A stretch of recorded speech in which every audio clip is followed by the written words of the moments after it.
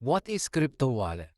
Crypto wallet is your digital addresses that store your digital assets, such as your cryptocurrency, like Bitcoin, Ethereum, Solana, Cardano, XRP, and your NFTs.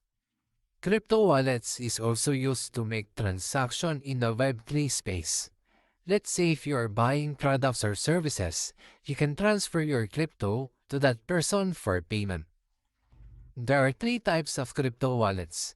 First is hot wallets that are self-custodial such as MetaMask, Trust Wallet, and others. Self-custodial means you have full control over your crypto assets. You are responsible for managing your private keys, which are essential for accessing and controlling your funds. Second is hot wallets that are non-custodial, like your crypto tokens that is inside your centralized crypto exchange accounts, such as Binance, OKX, BitGet, and others. Third is cold wallets. These are offline physical USB devices to store your crypto assets. Thank you for finishing the video. If you like this kind of educational videos, don't forget to follow BitChukit. You can also join BitChukit Telegram community. Link will be in my bio. See ya!